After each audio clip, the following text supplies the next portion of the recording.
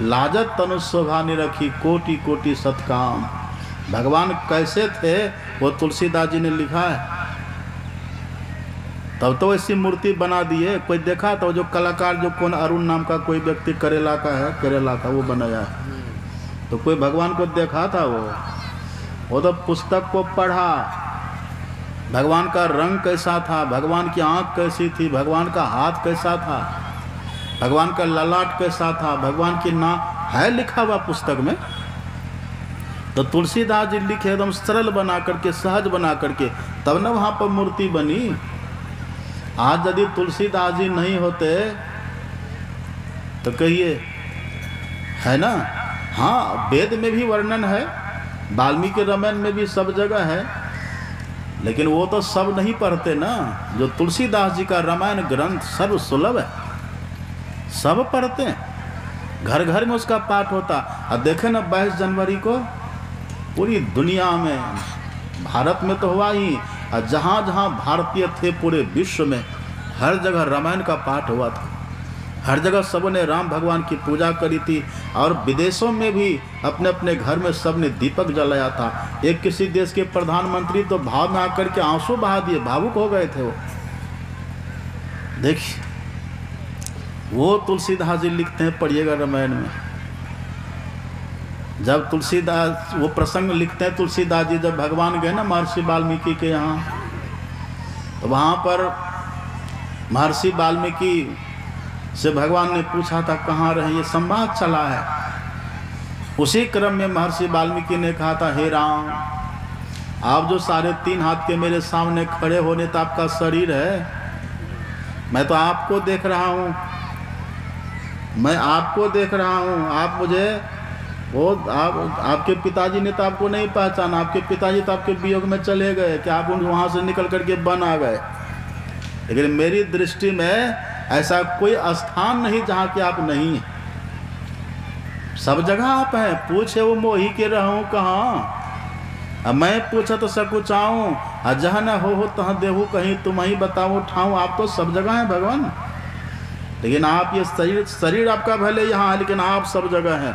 आप अलग हैं और शरीर आपका अलग है।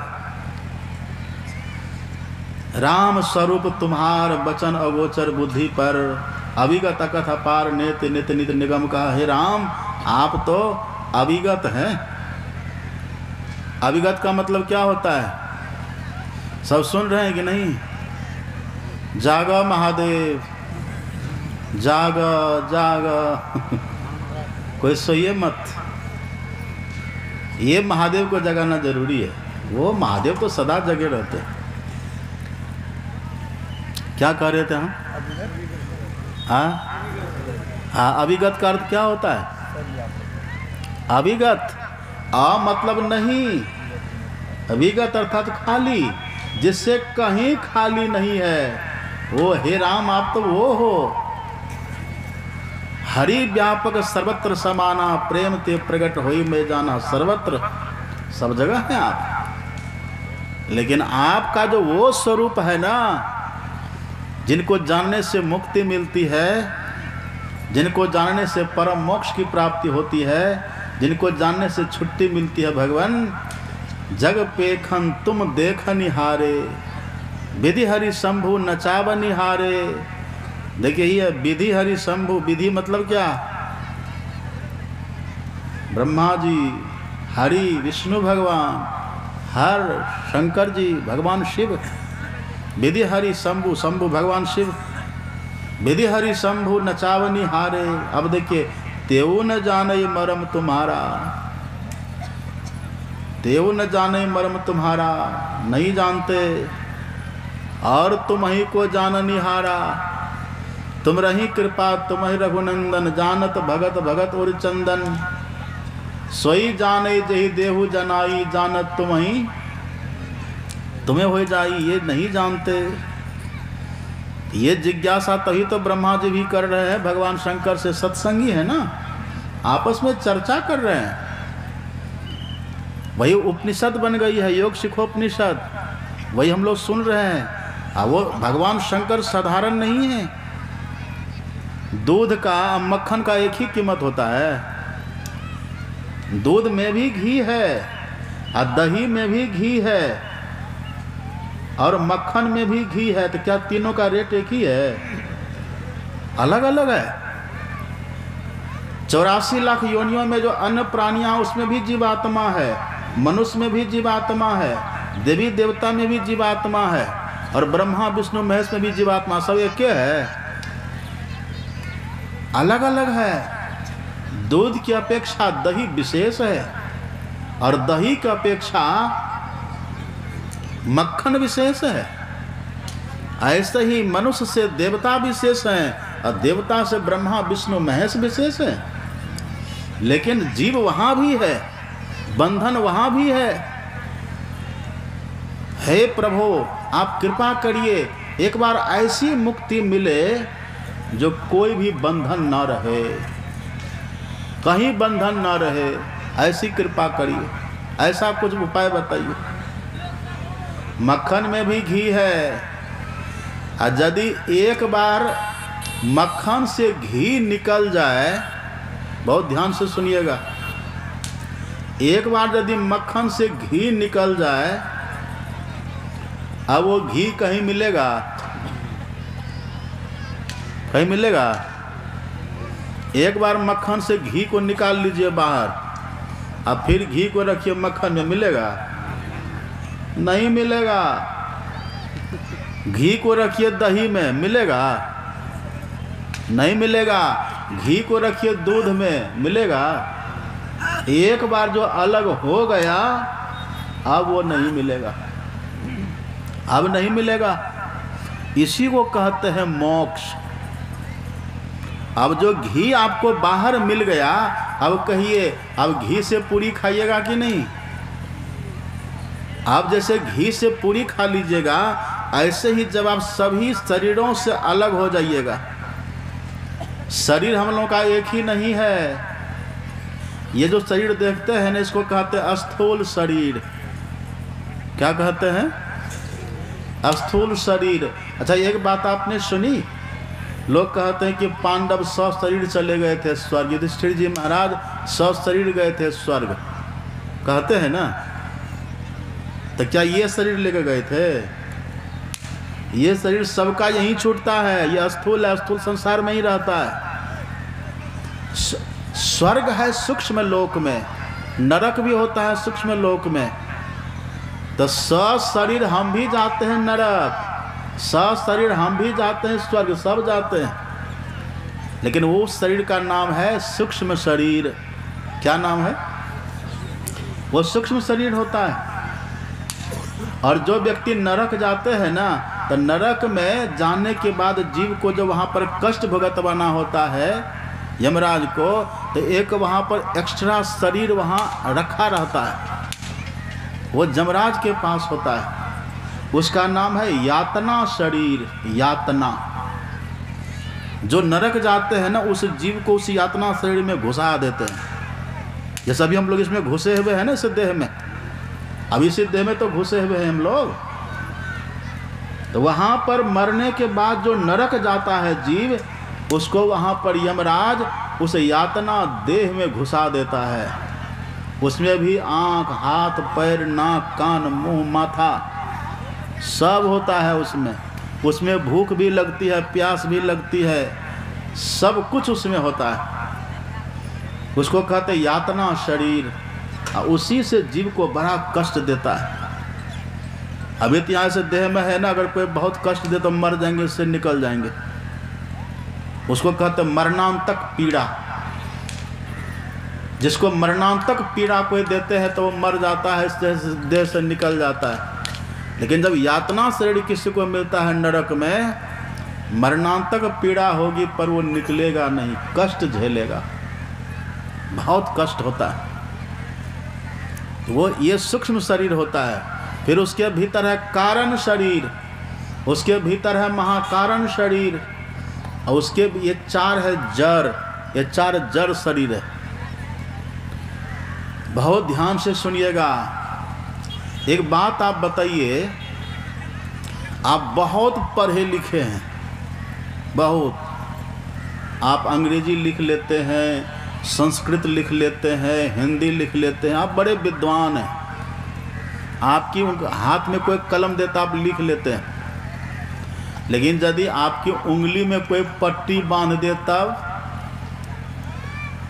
अब मोटी पट्टी बांध दे उंगली में, एकदम इसको कैद कर दे, पट्टी कपड़ा बांध करके मोटा बना दे, और तब हाथ में आपको देगा कलम, तो जैसा अभी लिखते वैसा तब लिखिएगा? कहिए, तब वैसा लिखिएगा? देखते हैं अब तबला ढोल बजाने वाले सब है ना, हारमोनियम बजाते हैं ना, अभी कैसे उंगली चलती है पटरी पर, फटाफट फटाफट नाचती है ना। हारमोनियम के पटरी पर उंगली कैसे नाचती है गाने वालों की, देखें। अब तबला पर कैसे चलते उंगली, देखिए फटाफट, सबकी उंगली चलेगी ऐसे। जांग पर भले ताल लगा लीजिएगा, लेकिन वहां सबकी चलेगी? वहां नहीं चलेगी। और जिसकी वहां उंगली चलती देखिए कैसे एकदम फटाफट फटाफट, कैसे पटरियों पर देखते हो उधर पटरी पर उंगली नाचती रहती है। और यदि उसी के उंगली में पट्टी बांध दे मोटी मोटी, तब हारमोनियम बजा पाएंगे? वो नाल तबला बजा पाएंगे तब? तो क्या उसमें बजाने का गुण नहीं है? उंगली में लिखने का गुण नहीं है? लिखने का गुण है, बजाने का गुण है उंगली में, लेकिन पट्टी जो पड़ गया है ना, पट्टी के पड़ जाने से उनका गुण वो मंद पड़ गया। अब फिर आप पट्टी को उतारते जाइए, जैसे जैसे पट्टी को उतारते जाइएगा वैसे वैसे लिखने का गुण प्रकट होता जाएगा कि नहीं? पट्टी बिल्कुल उतर जाएगी तो लिखने का गुण पूरा का पूरा प्रकट हो जाएगा। ठीक इसी तरह से आप और हम जो जीवात्मा है ना, कैसे हैं पता है? ये जीवात्मा आप और हम कैसे हैं? पढ़िए रामचरितमानस में तुलसीदास जी लिखते हैं, काकभूषुंडी जी कहते हैं, ईश्वर अंश जीव अविनाशी, अचेतन अमल सहज सुख राशि। यह जो जीव है ना, हम और आप चेतन हैं। चेतन का अर्थ क्या होता है? चेतन का अर्थ होता है ज्ञान। हम ज्ञान स्वरूप हैं, लेकिन हमारे ऊपर जड़ का आवरण पड़ गया है, इसलिए हमारी अज्ञानता बढ़ गई है। तो हम ज्ञान स्वरूप, हम ही से वेद प्रकट हुआ है, आप ही से वेद प्रकट हुआ है, यह आत्मा से ही वेद प्रकट हुआ है। आत्मा की शक्ति से, आत्मा के तेज से ही सूर्य प्रकाशित हो रहा है, आप ही के तेज से सूर्य प्रकाशित हो रहा है, आप ही के तेज से पृथ्वी स्तंभित होकर के है, और आप ही के प्रभाव से हवा चलती है। लेकिन अभी अपनी शक्ति को हम भूले हुए, क्योंकि हमारे ऊपर जड़ का आवरण चढ़ गया है। यदि ये जड़ का आवरण हट जाए ना, आपकी शक्ति निखर उठेगी, आपका ज्ञान निखर उठेगा, आपकी विद्या निखर उठेगी। और आपको पता माता सरस्वती क्या करती है? माता सरस्वती विद्या ऊपर से किसी को देती नहीं है, वो बस इसी आवरण को हटाती है। जिस पर माता सरस्वती की कृपा होती है, इसी आवरण को हटाती है। आप पढ़िए ना, माता सरस्वती का स्तुति पढ़िए, लोग पढ़ते हैं, बच्चे याद भी कर लेते पर समझ नहीं पाते।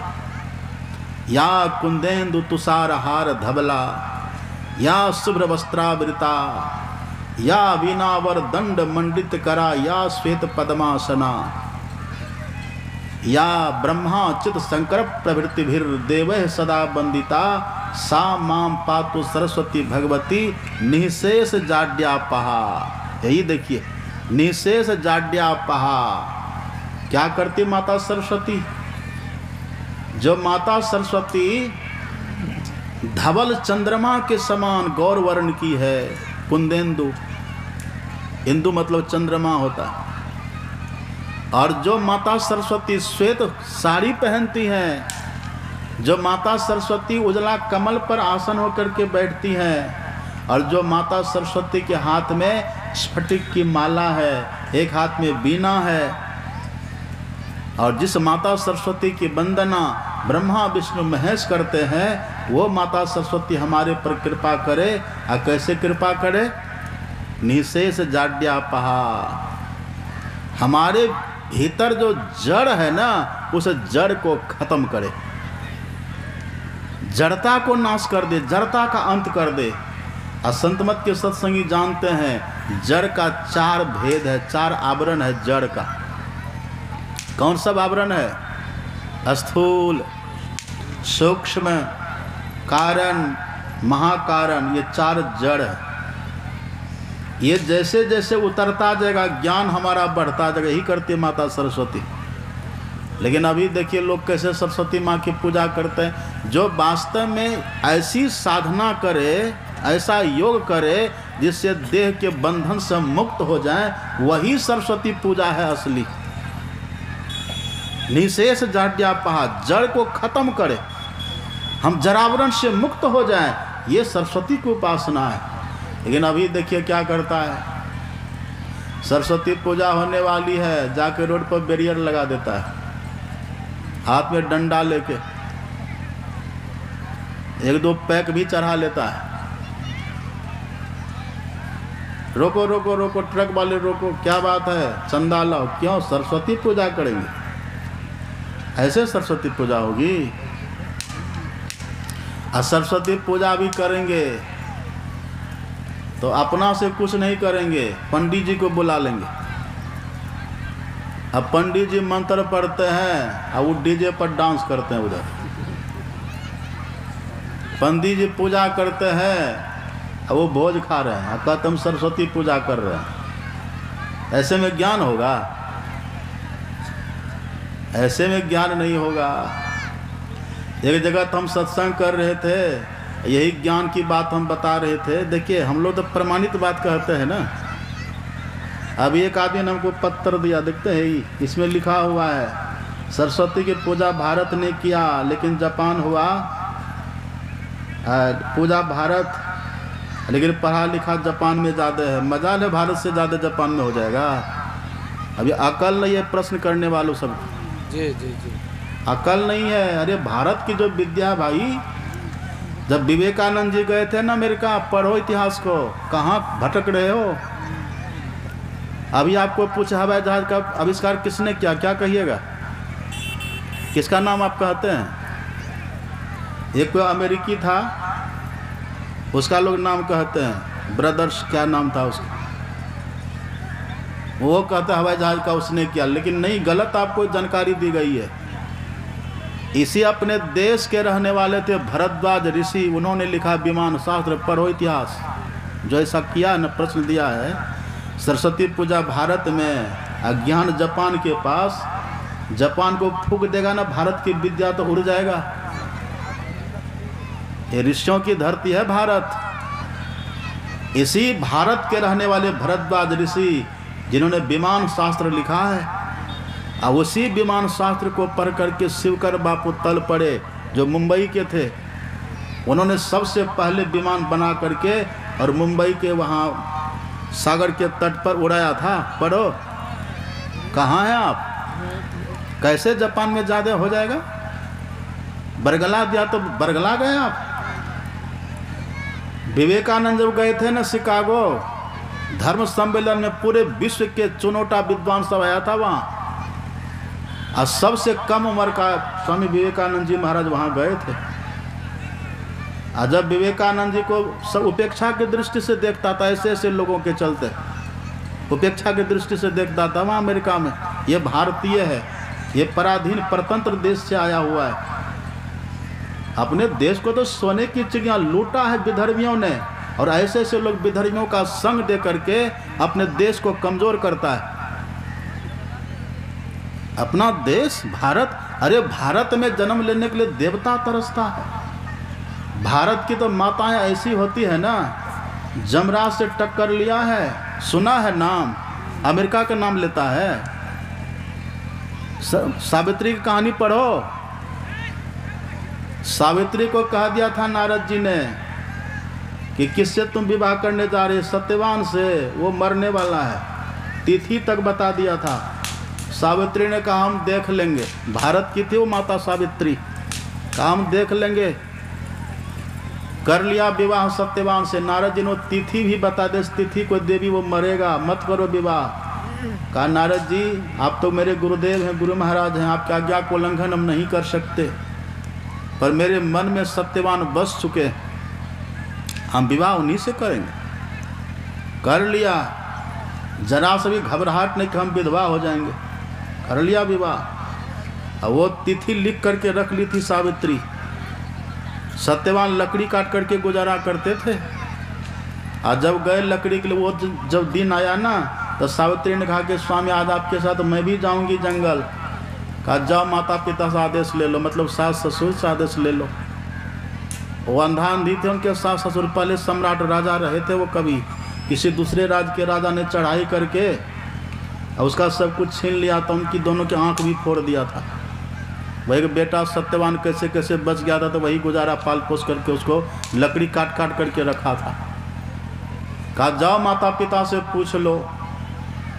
सत्यवान के साथ उस दिन सावित्री भी गई थी। सावित्री राजा की बेटी थी, साधारण नहीं थी वो, नारद जी उनके गुरु थे, इसी भारत की थी वो रहने वाली। गई वहाँ, सत्यवान पैर पर चढ़े, सिर में दर्द हुआ, कहा आ जाइए नीचे।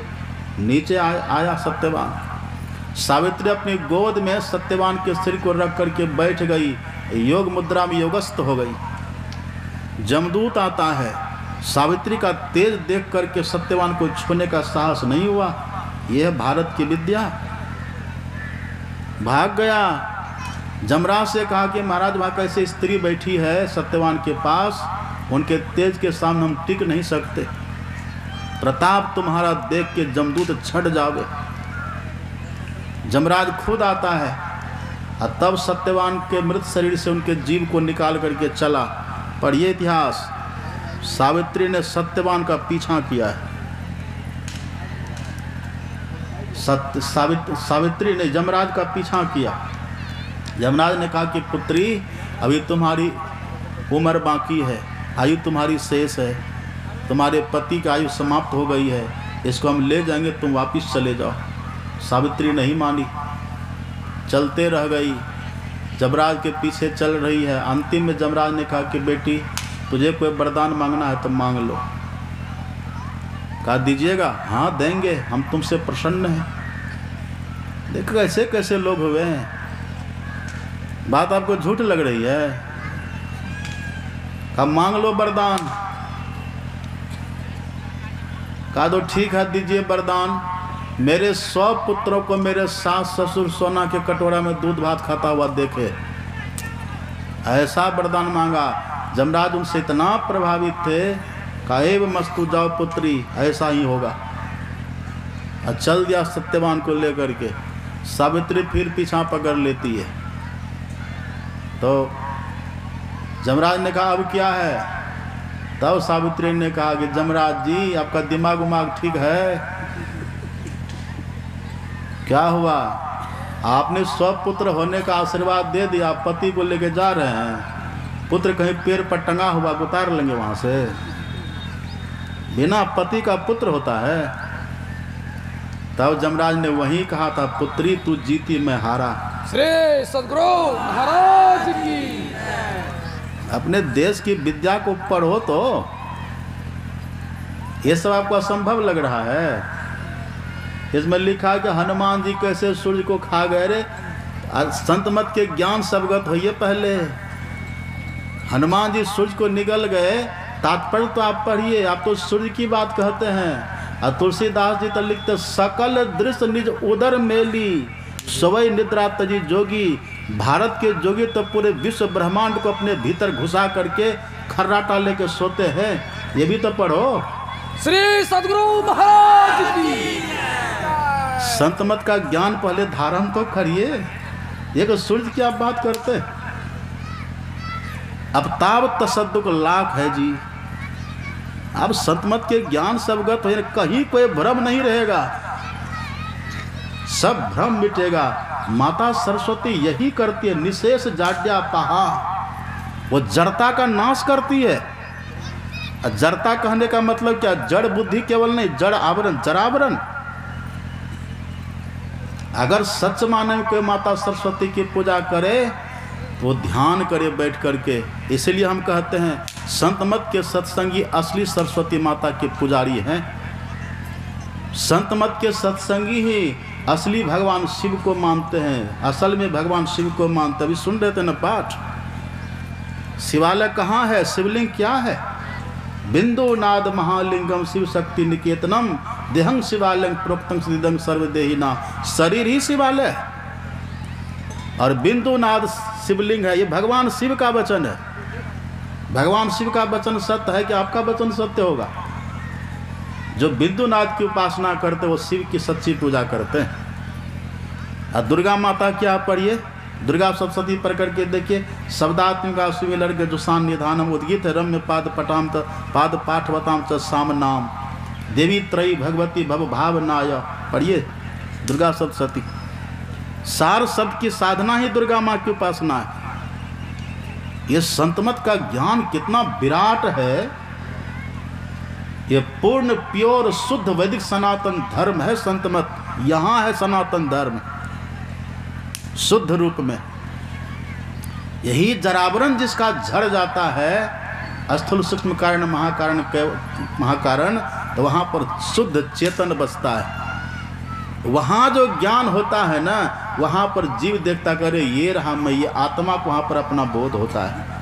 वहीं पर वो कहता सो हम, वो रहा परमात्मा, ये रहा मैं। वहाँ चेतन का आवरण रहता है, वो चेतन का आवरण है। और जो वहाँ सार शब्द को पकड़ लेते, सार शब्द के सहारे ये आत्मा परमात्मा से मिलकर के शाश्वत मोक्ष को पा लेता है। योग का अर्थ क्या होता है? योग किसको कहते हैं? योग का मतलब होता है जोड़ना। योग किसको कहते हैं? योग का मतलब क्या? मिलाप, जोड़, योग। योग हम कब करते हैं? जब वियोग होगा तब ना योग करेंगे। तो वियोग किसका हुआ है? वियोग किसका हुआ? आप पढ़िए। तुलसीदास जी कहते जब ते जीव हरिते बिलगान्यो तब ते देह गेह निज जानियो। आप और हम जीवात्मा परमात्मा से अलग बिलग हो गए, बिछुड़ गए। हमें तो हमारा ही तो वियोग हुआ है। आदि सुरत सतपुरुष ते आई जीव सोहंग बोलिए सोताई। आप और हम जो जीव है ना, ये सतपुरुष परमात्मा से आए हुए हैं। यही वियोग हो गया है। और योग का महत्व तो इसी में है। योग इसीलिए है कि जीवात्मा फिर से परमात्मा से जाकर के मिले। एक बार यदि परमात्मा से मिल लेगा ना जीवात्मा, तो सब भटकर खत्म हो जाएगा। ये पूर्ण स्वतंत्र हो जाएगा, पूर्ण आज़ादी इसको मिल जाएगी। और नहीं तो पुण्य करते रहिए और कभी स्वर्ग जाइए तो कभी नरक भी जाइएगा। पुण्य छीन सोई देव स्वर्ग से नरक में आवे, नरक भी जाइएगा। कभी इंद्र का पद भी मिल जाएगा, कभी सुअर भी बन जाइएगा, अच्छा लगेगा। अभी प्रधानमंत्री के पद पर नरेंद्र मोदी, दामोदर दास नरेंद्र मोदी है ना, कितना सुखी है। सब सैल्यूट करता है पूरा देशवासी। विपक्षी भी भीतर भीतर तो मांगता है कि हमारे प्रधानमंत्री हैं। और यदि कोई प्रधानमंत्री को वहाँ से उतार दे और यही खमकोल में पान की दुकान खोल दे, पान बेचिए, उनको दुख होगा कि सुख होगा? कहाँ प्रधानमंत्री थे, कहाँ पान बेच रहे हैं, कितना कष्ट होगा। ऐसे ही कहाँ तो इंद्र के पद पर थे और कहाँ सुअर बन गए, कहाँ तो इंद्र के पद पर थे, कहाँ कीड़ा बन गए, कहाँ तो इंद्र के पद पर थे, कहाँ पशु पक्षी बन गए। कष्ट होता है। इसलिए राम भगवान ने कहा दिया था अपने प्रजाओं को उपदेश देने के क्रम में, आप पढ़िए रामायण। भगवान ने कहा था यही तन कर फल विषय न भाई और स्वर्ग स्वल्प अंत दुखदाई। अंतिम में दुख होता है वहाँ भी। और बैकुंठ की बात आप करते हैं, बैकुंठ की, बैकुंठ में ही रहता था जय विजय। आपको लगता नहीं कि बैकुंठ मरेंगे तो बैकुंठ जाएंगे? चाहे डाकू ही क्यों न मरे, मरने के बाद कहते स्वर्ग ये फलाना। डाकू मर करके स्वर्ग जाता है, चोर मर करके स्वर्ग जाता है, लेकिन आप स्वर्ग ये लिख देते हैं ना। स्वर्ग की चाहत सबको है, लेकिन याद रखिए स्वर्ग में सब दिन सुख नहीं मिलता। बैकुंठ की चाहत सबको है, लेकिन सब दिन बैकुंठ में लोग नहीं रहते, वहाँ भी सापा सापी होता है। जय विजय बैकुंठ में रहता था, सनकादिक ऋषि ने श्राप दिया, वही जय विजय 3 जन्म तक राक्षस हो गया है। हिरण्याक्ष हिरण्यकशिप वही जय विजय बना है। रावण कुंभकर्ण वही जय विजय बना है। शिशुपाल और दंतवक्र वही जय विजय बना है।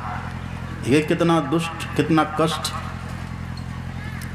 इसलिए ऐसा भजन करिए, ऐसा साधन करिए कि बस इसी देह में रहते हुए हम परमात्मा के पास जाएं।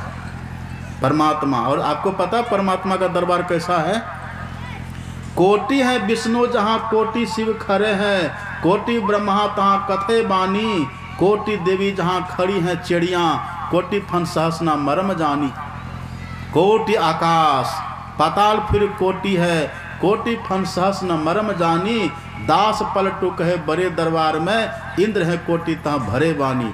वहाँ तो करोड़ों करोड़ों इंद्र भी पानी भरता है। वो परमात्मा का दरबार है, और उसी परमात्मा की संतान हम हैं। तो हम स्वर्ग आदि के लिए करेंगे प्रयास नहीं। यही भगवान शंकर ने कहा, पिंड पातन या मुक्ति सा मुक्तिर्न तो मन्यते, देहे ब्रह्मत्व मायाते जलानांग संधवं यथा, अनन्यताम यदा याति तदा मुक्त स उच्यते। हे ब्रह्मा जी, वो मुक्ति, जिस मुक्ति के मिलने के बाद सब बंधन झड़ जाता है, सब स्वतंत्रता समाप्त हो जाती है, पराधीनता समाप्त हो जाती है, वह मुक्ति तब मिलती है जब ये जीवा